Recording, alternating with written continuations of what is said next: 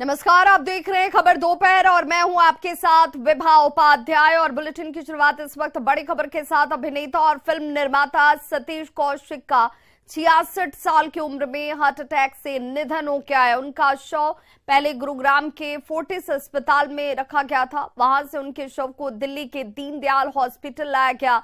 Postmortem के बाद उनके शव को अंतिम संस्कार के लिए मुंबई लाया जाएगा। हर बात को मुस्कुराकर हंस के इस एटीट्यूड से लेना, आई थिंक उनकी आदत थी। ज़िंदगी कैसे जिंदा दिली से जी जा सकती है वो कोई उनसे सीख सकता था। एंड ऐसे में उनका इस कम उम्र में चले जाना, ये इसका मलाल पूरी ज़िंदगी रहेगा। फिल्म निर्माता और एक्टर सतीश कौशिक का निधन जो है वो फोर्टिस अस्पताल में हो गया और उसके बाद उनको दीनदयाल हॉस्पिटल जो है यहाँ लाया गया है। 11 बजे जो है उनका पोस्टमार्टम होना है और उसके बाद जो उनकी बॉडी है वो परिजन को दे दी जाएगी और मुंबई में जो है वो उनका अंतिम संस्कार होगा। ये माना जा रहा है कि 3 बजे के आसपास तक जो है वो मुंबई उनके शरीर को जो है वो ले जाया जाएगा। होली से ठीक एक दिन पहले भी उन्होंने होली पार्टी की थी और कल भी जो है वो होली के सेलिब्रेशन की तमाम फोटोज जो हैं वो ट्वीट की थी और उसके बाद कल रात को उनको बेचैनी महसूस हुई और उसके बाद उनको हार्ट अटैक आया और उसके बाद उनको फोर्टिस ले जाया गया। वहाँ डॉक्टर्स ने तमाम कोशिश की और उसके बाद उनको मृत्यु घोषित कर दिया गया। तमाम जो फैंस हैं, जितने उनके एक्टर्स हैं, वो सब ट्वीट कर रहे हैं और किसी को भी इस बात का यकीन नहीं हो रहा है क्योंकि वो पूरी तरीके से फिट थे, अपनी फैमिली के साथ जो है वो होली सेलिब्रेट कर रहे थे। और अब बॉलीवुड जगत के लिए कहीं ना कहीं ये काफी दुखद है और सब जो है शोक में है। बॉलीवुड में एक तरीके से सन्नाटा जो है वो देखने को मिल रहा है। कैमरामैन प्रकाश के साथ फराह खान, न्यूज़ 18 दिल्ली। बहुत ही नेक इंसान थे वो, बहुत ही जानदार इंसान थे। हर वक्त हंसते थे, हर वक्त खेलते थे और हर वक्त पॉजिटिव रहते थे। मैंने काफ़ी काम किया सतीश जी के साथ। मेरा वेब सीरीज सतीश ने किया, चार्जशीट, फिर उसके बाद एक फिल्म की हमने साथ में, द लास्ट शो नाम से। तो मेरा काफ़ी ज़ाती रिश्ता है सतीश जी के साथ और ये बहुत ही बड़ा लॉस है हम लोगों के लिए। शब्द नहीं हमारे पास उसके फैमिली के लिए, या हमारी नुकसान बहुत बड़ा है, बहुत बड़ा नुकसान है सतीश जी का। तो 66 साल की उम्र में सतीश कौशिक का निधन होना और इसके बाद प्रधानमंत्री नरेंद्र मोदी ने ट्वीट किया, नहीं रहे कैलेंडर। सुप्रसिद्ध फिल्मी हस्ती सतीश कौशिक जी के असामयिक निधन से बहुत दुख हुआ। वो एक रचनात्मक प्रतिभा के धनी थे जिन्होंने अपनी अद्भुत अभिनय और निर्देशन की बदौलत दिल जीत लिया। उनका काम दर्शकों का मनोरंजन करती रहेंगी। उनके परिवार और प्रशंसकों के प्रति संवेदनाएं शांति।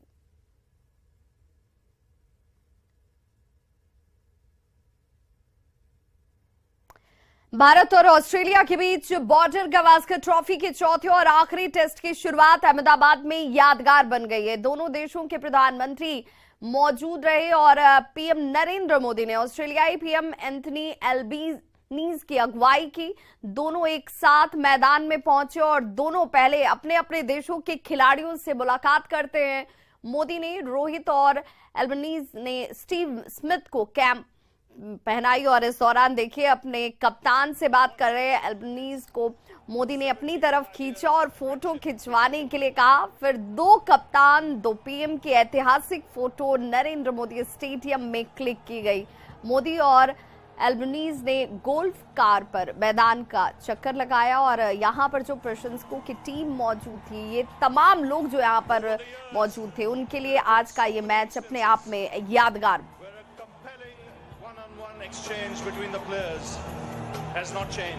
तो कूटनीतिक लिहाज से भी ये मुलाकात बेहद महत्वपूर्ण और खास मानी जा रही है और क्रिकेट में कूटनीति वाला रोमांच जो है वो साफ तौर पर नजर आया। देखिए कैसे पूरे ग्राउंड पर ऐसे गोल्फ कार के साथ परिक्रमा करते हुए और यहाँ पर जो फैंस मौजूद थे, जो क्रिकेट प्रेमी मौजूद थे, उनके लिए भी ये पल अपने आप में यादगार बन गया। दो देश, दो राष्ट्रों के प्रधानमंत्री आपको नजर आ रहे होंगे, प्रधानमंत्री नरेंद्र मोदी और ऑस्ट्रेलियाई पीएम, जहां पर ऑस्ट्रेलियाई पीएम के साथ पीएम मोदी ने ये मैच देखा।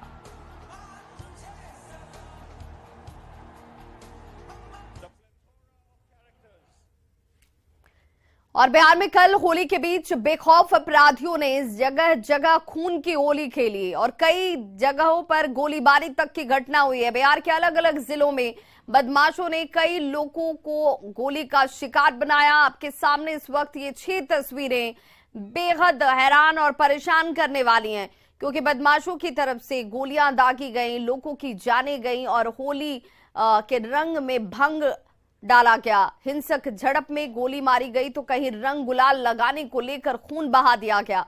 6 तस्वीरें आपके टीवी स्क्रीन पर हैं। पर्व या फिर त्योहार, यहां इन्हीं महत्वपूर्ण मौकों पर देखिए कैसे अपराधी जो हैं बेखौफ होकर, बेलगाम होकर पुलिस को खुली चुनौती देते हुए नजर आए। मुंगेर, भागलपुर, वैशाली, गया, दानापुर और समस्तीपुर की ये 6 तस्वीरें।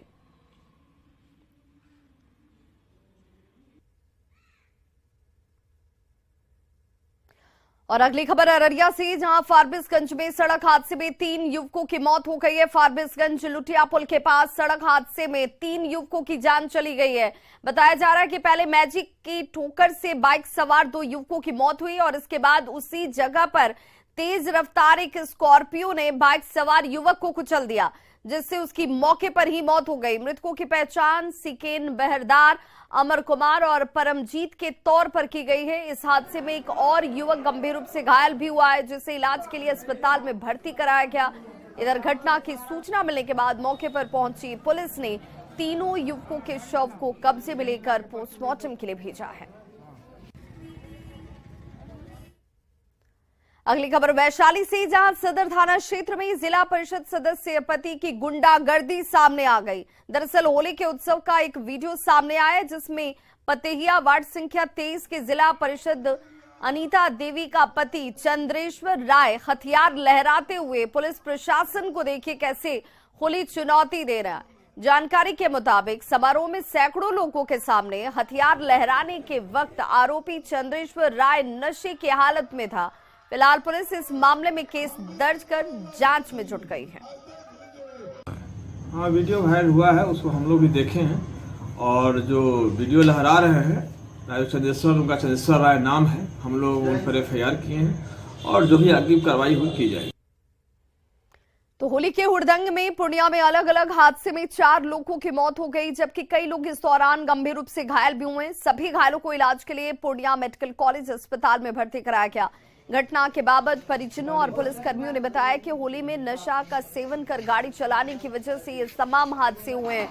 कृत्यानंद नगर थाना के चूनापुर में कार की टक्कर से गोपाल सा और भोला राय की मौत हो गई।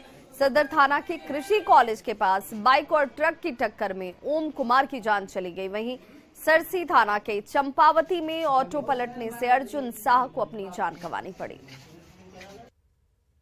पीछे कार वाला था, नशा में था या हुड़दंगी था, उसी में उसने इस तरह का दुर्घटना किया। यहाँ 4 डेड बॉडी आज 4 क्या, वहाँ पे हम लोग जो शाम से थे तो सिर्फ उसी तरह का बहुत सारा, तो अभी ऐसा भी है जो कि दुर्घटना में जख्मी है। बहुत तरह का बहुत सारा घटना हुआ है। घटना वो होली के कारण जो धुरंग मचाने के लिए पी खा के ऐसे 4 घटनाएं हुई है। ये एक कस्बा क्षेत्र का है, 2 चूनापुर क्षेत्र का है, एक सरसी वाला चंपावती का है। आरा में एक युवक न्याय की आस में पिछले 6 महीने से लगातार भोजपुर SP कार्यालय का चक्कर काट रहा है, लेकिन उसे न्याय नहीं मिल रहा। मामला मुफस्सिल थाना के धोबा OP के हेमतपुर गांव से जुड़ा हुआ है और बीते साल 10 जून को गांव के ही 3 बदमाशों ने पुराने विवाद में एक युवक को गोली मार दी थी। लेकिन पुलिस ने इस मामले में मुख्य आरोपी को छोड़कर अन्य 2 आरोपियों को तो गिरफ्तार कर लिया। अब वो आरोपी खुले घूम रहे हैं और मुख्य आरोपी लगातार पीड़ित परिवार को धमका रहे हैं, जिसकी सूचना देने के बावजूद भी पुलिस कोई कार्रवाई नहीं कर रही और ना ही उसे पकड़ने में ही पुलिस कोई दिलचस्पी दिखा रही है। झगड़ा था यहीं की सरस्वती पूजा हमारे द्वार पर रखा हुआ था, उसमें राहुल सिंह आए दारू पी के हमारे मूर्ति को तोड़ रहे थे। तो हम लोग समझा बुझा के उसको विदा किया, तो मैंने गाड़ी देते हुए अपने घर चला गया और गया के बाद गोली मारा। हाँ, मतलब कि हाँ, कुछ दिन के बाद जो है 10/6/2022 को रात में 1:30 बजे ये दोनों भाई आया, ललन सिंह आया और ललन सिंह ललका रहे थे कि मारो, तो राहुल भी दोनों गोली मार दी, दोनों पैर में गोली मार। गया में बौद्ध धर्म श्रद्धालुओं ने नए वर्ष में विश्व शांति की पूजा की और भगवान बुद्ध की प्रतिमा को सजाकर महाबोधि मंदिर तक शांति मार्च निकाला गया। इस मार्च में विभिन्न देशों के बौद्ध श्रद्धालु शामिल हुए। इस दौरान भगवान बुद्ध के गर्भगृह और बौद्ध वृक्ष के नीचे विश्व शांति की प्रार्थना की गई। साथ ही आम लोगों ने बुद्ध भगवान के दर्शन कर नए वर्ष में शांति और सुखमय जीवन की मंगल कामना की।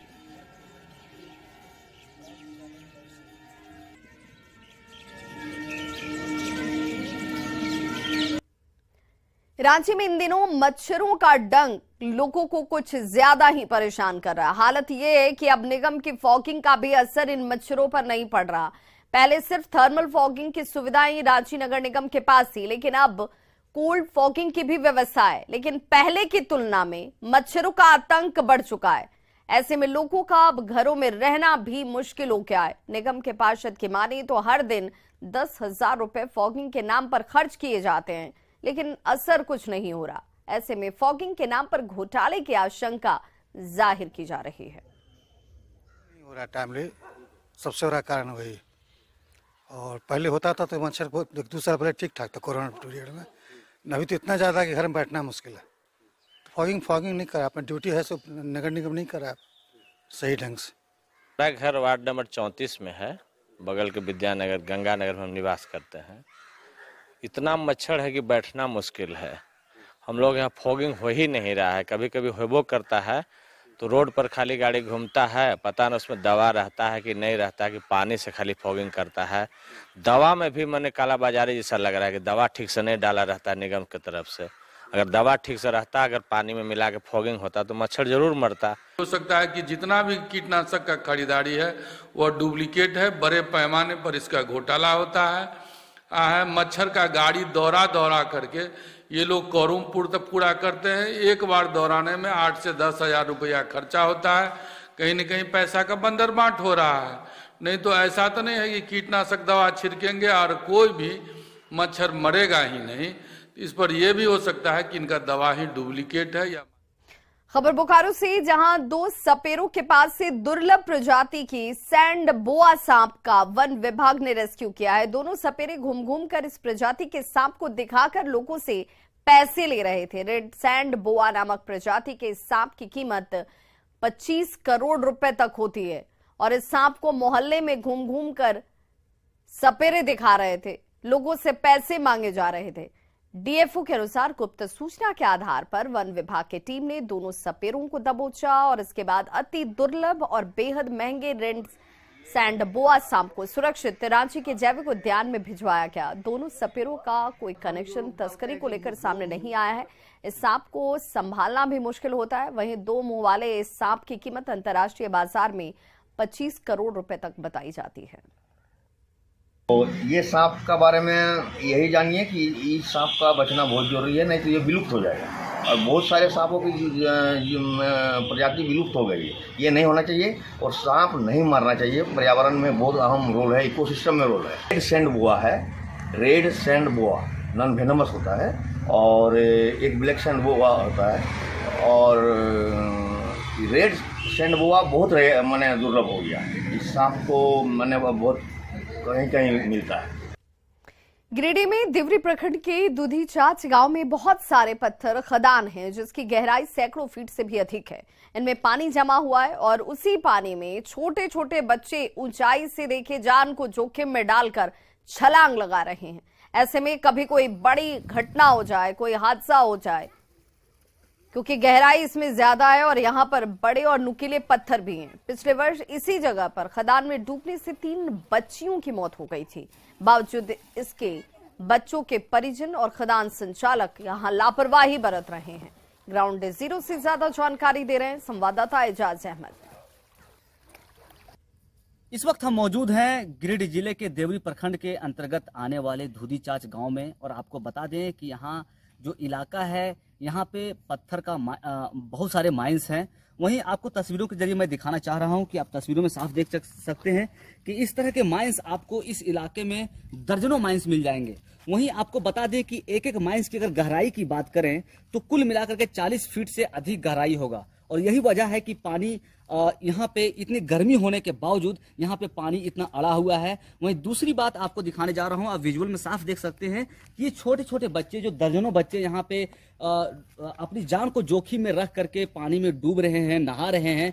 और हालांकि इन लोगों को तैरना आता है, लेकिन इन लोगों को उम्र का अंदाजा लगाया जा सकता है कि किसी का उम्र 6 वर्ष है, किसी का 8 वर्ष है, किसी का 10 वर्ष है, किसी का 12 वर्ष है, किसी का 15 वर्ष है। और इतने इतने छोटे छोटे बच्चे अपने जान को जोखिम में रख करके यहाँ पे ऊपर से कूदने का काम कर रहे हैं और इस पानी के गहराइयों में जा रहे हैं। और इसी जगह की मैं बात कर रहा हूँ, आज से लगभग 1 वर्ष पहले ही यहाँ पे इसी के बगल में एक इसी तरह का खदान है और कुछ बच्चियां आई हुई थी कर्मा का पूजा करने के लिए। उस दरमियान 3 बच्ची की डूबकर मौत हो गई थी, जो उस समय पूरे गिरिडीह जिले में यह खबर वायरल हुआ था। लेकिन आप देखिए, लापरवाही अभी भी बढ़ती जा रही है। यहाँ पर छोटे छोटे बच्चे नहा रहे हैं। और दूसरी बात अगर संचालकों की करें तो यहाँ पे जो माइनिंग के जो कानून हैं उनके धज्जियां उड़ाई जा रही है। आप साफ देख सकते हैं विजुअल में, किसी भी प्रकार का बैरिकेडिंग नहीं किया गया है, बावजूद यहाँ पे इतनी गहराई होने के। और परिणाम यह होता है कि बच्चे, छोटे छोटे बच्चे अपने माँ बाप से भी नहीं पूछते हैं और ये लोग घटना घटने के बावजूद अपनी जान को जोखिम में रख करके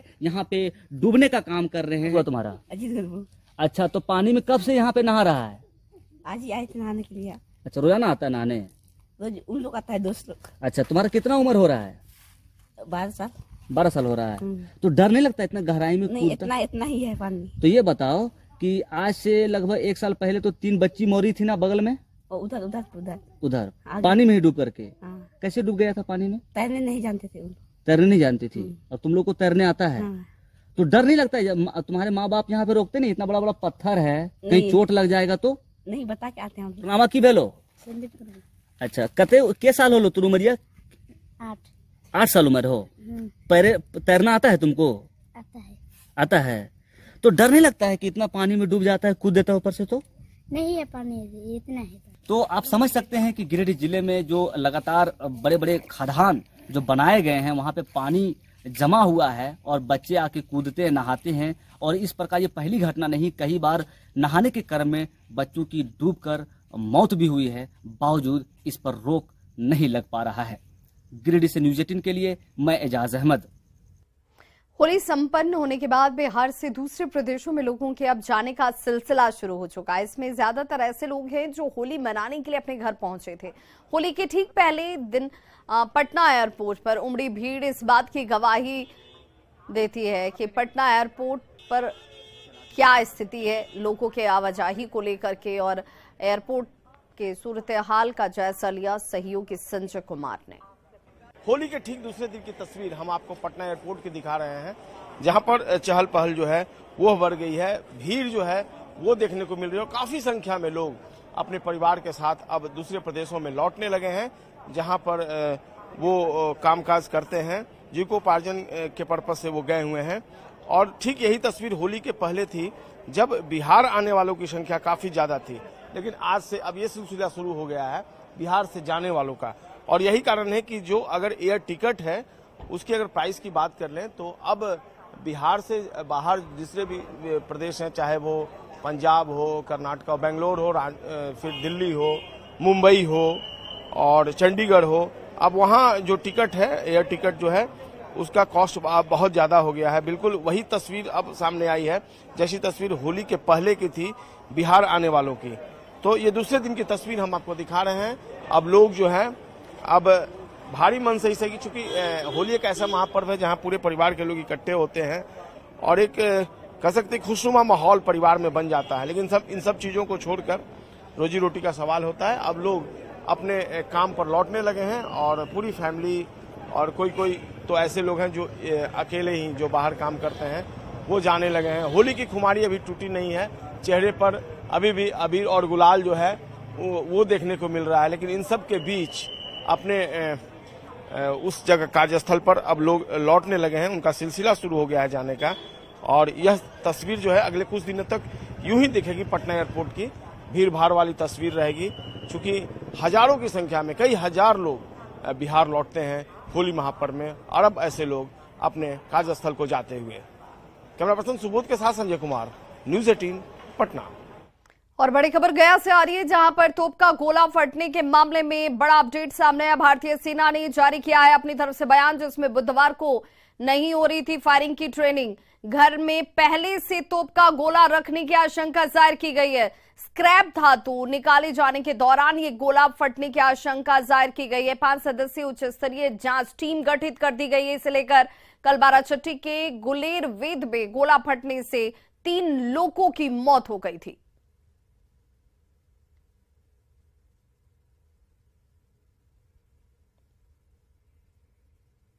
तो इस बुलेटिन में बस इतना ही, लेकिन न्यूज़ 18 बिहार झारखंड पर खबरों का सिलसिला लगातार जारी है।